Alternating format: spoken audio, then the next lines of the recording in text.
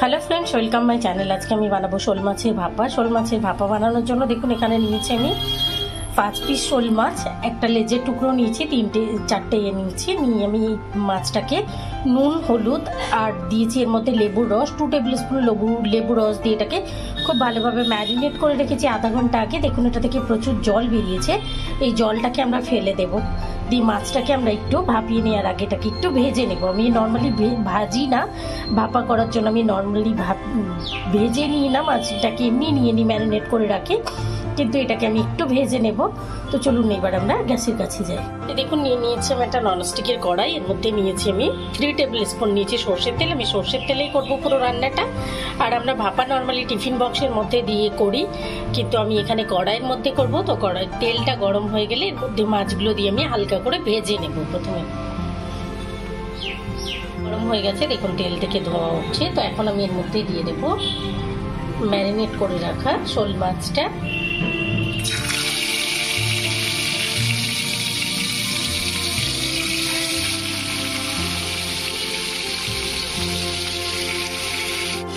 মাছটা দিয়ে দেওয়ার পরে আমি এটাকে ঢাকা দিয়েছি, 2 মিনিটের জন্য ঢাকা দিয়ে দিয়েছি। গ্যাসের ফ্লেমটা আমি মিডিয়াম লো করে দিয়েছি। এখন 2 মিনিট বাদে আমরা ঢাকাটা তুলে নেব।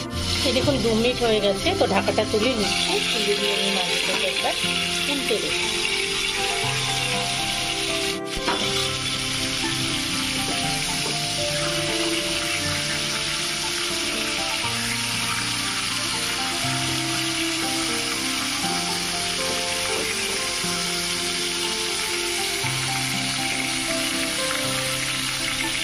আবারও এটাকে আমি ঢাকা দিয়ে রেখে দেবো 2 মিনিটের জন্য।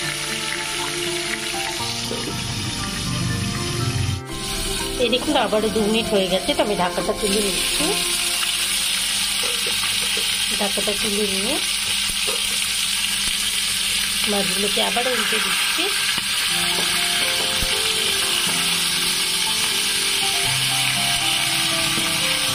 সবকটা মাছ উল্টে নেওয়ার পরে এর মধ্যে অ্যাড করে দেবো আমি বাটার মশলাটা।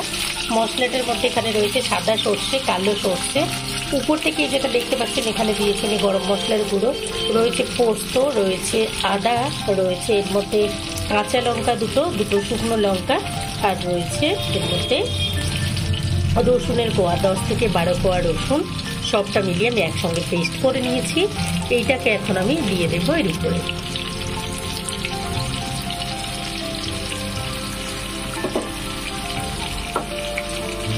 আর দিয়ে দেবো আমি একটুখানি ফ্যাটানো দই, 2 টেবিল স্পুন ফ্যাটানো দই এর মধ্যে অ্যাড করবো। মশলাটা অ্যাড করে দেওয়ার পরে আমি যে বোলের মধ্যে বাটা মশলাটা তুলে নিয়েছিলাম সেই বোলের মধ্যেই নিয়ে নিয়েছি 2 টেবিল স্পুন টক দই। এটাকেও ফেটিয়ে নিলাম খুব ভালোভাবে। আপনারা চাইলে মিক্সিতে দিয়েও ফেটিয়ে নিতে পারেন।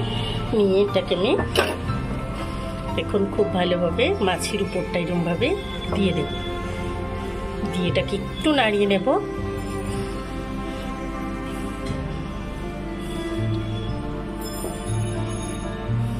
আর দিয়ে দেবো উপর থেকে আমি একটুখানি নুন।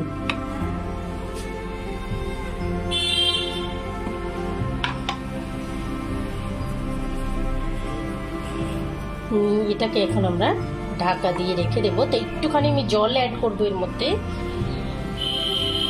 যে বোলের মধ্যে আমরা দই ফেটিয়ে নিয়েছি সেই বোলের এতে থেকে ধুয়ে আমি একটু জল অ্যাড করে দিচ্ছি। দেখুন এখানে নিয়ে এটাকে এখন ঢাকা দিয়ে রেখে দেবো 15 মিনিটের জন্য। 5 মিনিট ফুটে যাবার পর আমি ঢাকাটা টেনে নিচ্ছি।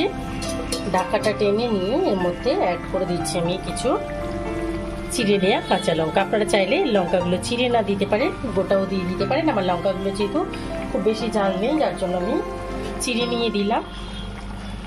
এখন মাছগুলোকে একবার আমি উল্টে নেব।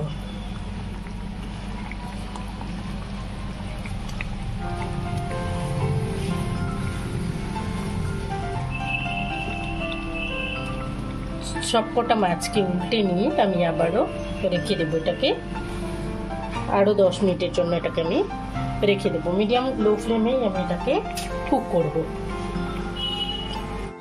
দেখুন 10 মিনিট আরও হয়ে গেছে, তো আমি ঢাকাটা টেনে নিচ্ছি। ঢাকাটা টেনে নিয়ে দেখুন মাছটা আমাদের রেডি হয়ে এসছে। তো আমি একটুখানি নাড়িয়ে দিচ্ছি।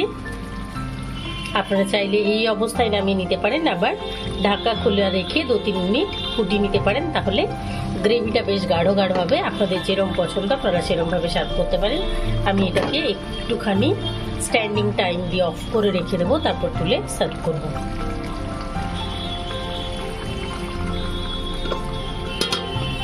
গ্যাসের ফ্লেম অফ করে রেখে দিলাম। এখন এদিকে তুলে সার্ভ করে দিয়েছি। আমি উপর থেকে একটু কাঁচা তেল উপর থেকে ছড়িয়ে দিয়ে সার্ভ করেছি। আপনারা অবশ্যই ট্রাই করবেন, এটা খেতে খুবই ভালো লাগে। একটা পদ দিয়ে পুরো ভাত খাওয়া হয়ে যাবে। আপনারা অবশ্যই ট্রাই করবেন, কমেন্ট করে জানাবেন, লাইক করবেন, আমার চ্যানেলকে সাবস্ক্রাইব করবেন। Thank you.